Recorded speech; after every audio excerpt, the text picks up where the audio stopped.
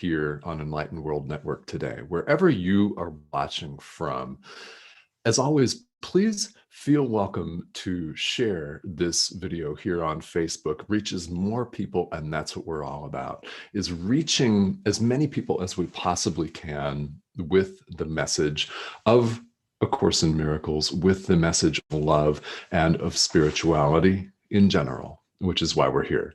So thank you all very much for tuning in, and thank you for sharing. And please hit that share button here as we go forward today.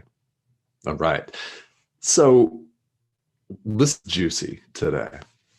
We've got a really wonderful and a really juicy topic, and there's so much to this. And I'm speaking about lesson 5 in the workbook for students. I'm never upset for the reason I think. Powerful, absolutely powerful. Why? Well, let's get into that. We're never upset for the reasons that we think. Now, we run around, and today we're taking a closer look in our practice periods in life at what we're upset about and why we're upset about it. And it's never for the reasons that we think. We think we're upset because a bill is due or past due, right? We think we're upset because somebody hurt us somehow. Right? We think we're upset because we don't like what has happened with changes in world leadership, in the government, with the pandemic, right? We think we're upset for different reasons. And what happens as human beings is we label things, don't we? We're very good at it. It's habitual. It's no one's fault if you label everything and assign gradations. Well, pretty much you're breathing along with the rest of us because we all do it. So how does that work? And how do we get into trouble doing that? I mean, why are we spending time on this? Why is there an entire lesson in the workbook for students of A Course in Miracles dedicated to just this? And why might we actually spend a couple of days on this here on ACIM 365 on this live stream? There's several hard-hitting lessons in this self-study curriculum that are worth a second look or possibly a third. So given that the live stream is short, 15 to 20 minutes each day, this one may very well warrant closer examination. When I'm talking about gradations and labels, what that means is we think some things are more upsetting than others. For example, since we're talking about never being upset for the reasons that we think we are, what does that actually mean? Well, some upsets we assign different value to. As human beings, we're always separating things. Think about it. We're assigning different categories to things. We're categorizing them. We're putting them into different boxes, so to speak, and assigning our own values, our own personal values to those categories and boxes. One category is bad. The other is brilliant. And there are several different layers and gradations in between. All of that discriminating. Our minds are going to town. We're discriminating all of the time. And that's not the way reality is. It really is a unitary experience, an experience of oneness. That is our true nature. So what happens when we run around assigning values and placing value judgments, because that's exactly what we do, place value judgments on things? Well, we're cutting ourselves off from true nature. We're cutting ourselves off from love, from direct communication with God. That's what's going on. And we don't do it consciously with a desire to cut off direct communication from love, from God. It just happens that way. Why? Because we're habitually ingrained to have it happen that way. So what do? Well, we make a decision right now in the present moment to do things differently. We practice exercises such as these. So the form of our upset, take any number of labels, right? Jealousy is one, anger is one, rage, sorrow, sadness, guilt, fear, frustration, all of it's fear. Either we're making a choice in the present moment to experience a thing as love or fear, God or the ego. It is either or.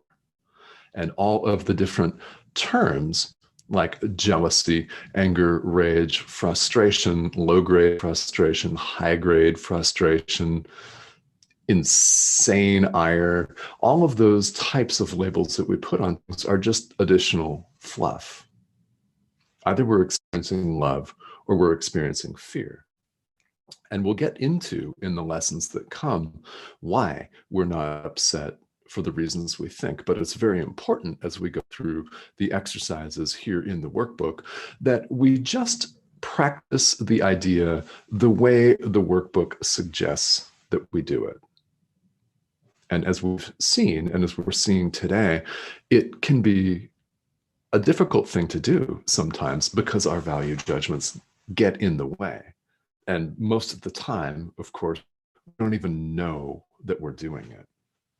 So the course recommends here that you think about and spend some time with what's upsetting you. If you feel very happy today, I'm really glad. That's great that you feel really happy. Do this exercise anyway, because there's going to be something. We talked yesterday about how the mind continues and generates one thought after another. Not all of those thoughts are going to be loving thoughts. Now, if you have more loving thoughts than not, that's excellent. It means you've been practicing some form of spirituality, likely for a long, long time. So that's wonderful. But think about if you're angry, and if you're angry at someone, and the workbook lesson invites us to get really specific today about that. I'm not angry at my ex for the reasons I think. Try that one on, right? I'm not angry at the dog for the reasons I think. I'm not angry at world political figures for the reasons I think. I'm not angry at the mortgage statement for the reasons I think. If you're feeling afraid, I'm not afraid of the pandemic for the reasons that I think. I'm not afraid of not being able to pay the mortgage bill for the reasons that I think. Whatever comes to your mind, just apply the idea to that. And as always, the workbook invites us to be open to the idea just for its own sake. It's not required that we believe it at all.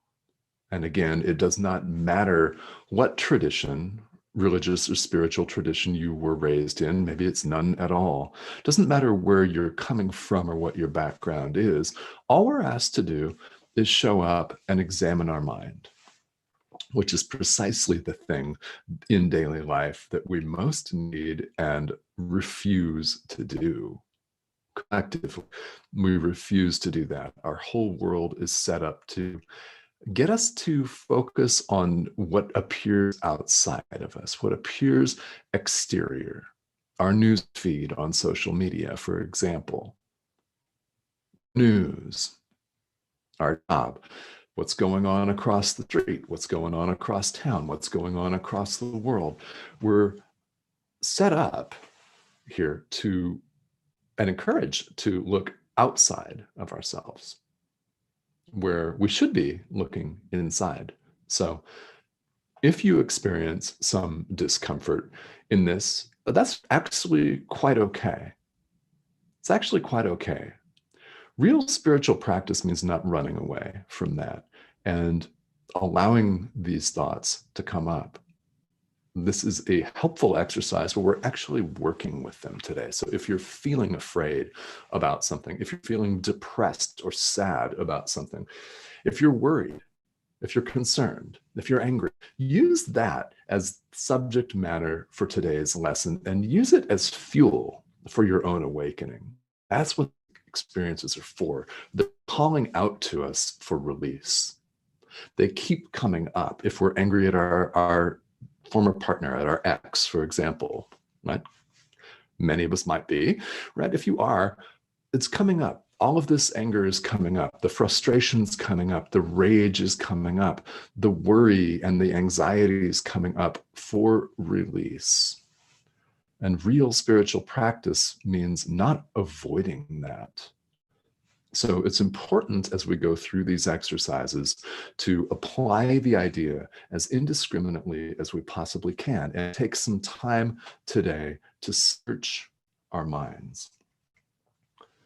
And the commentary in the workbook on today's lesson says, there are no small upsets. All right. That's true, right? If you're upset, think about where you are in the moment. If you're not upset right now, that's all right. Think about a time where you were. It doesn't feel small at the time, even if it turned out to be nothing big, right? Sometimes we invent things, magnify them in our minds so much that we blow them out of proportion. And it turns out later that you were worried about nothing. That might be the case for you, but there are no small upsets, the workbook says. They're all equally disturbing to my peace of mind. Yeah, each of them. In other words, the gradations and the labels that we put on them are just additional fluff. Yeah, the levels of upset, of frustration, are just labels. They don't mean anything. They're all equally disturbing. Because if you're feeling frustrated in any way, does it really matter whether you're labeling that as, yeah, just a little bit frustrated or extremely frustrated? Is that experience love? Is that allowing love and joy? That's frustration, right? So it's just an upset. There's no small upsets. They're all equally disturbing to our peace of mind. Very important idea. And then a very important point also that we've touched on here is the idea as human beings that we want to keep certain forms of upset, don't we? Think about somebody who's really wronged you for a while here. Yeah, think about somebody that has really hurt you. We all know of someone, and you may choose not to think about that, but let's just, for the sake of this exercise, recall some circumstance or some person to mind here. Sometimes we want to hang on to those bad feelings, don't we? We're willing to forgive and let go of some things and not others. For example, we might be willing to forgive the cat for missing the litter box this morning.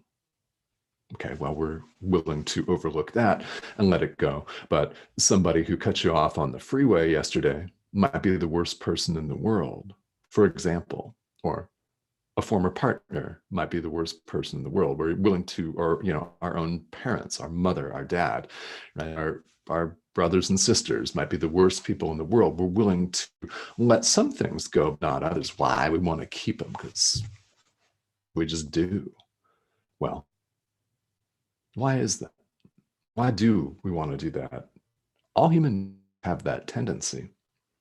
And what the Course reminds us in this workbook exercise, as well as others throughout the text, right, throughout the workbook for students, it's that we cannot keep some forms of upset and let others go. They're all equally disturbing to our peace of mind. And if we keep even one, that blocks the experience of love, of being aware and in the presence of love we really are.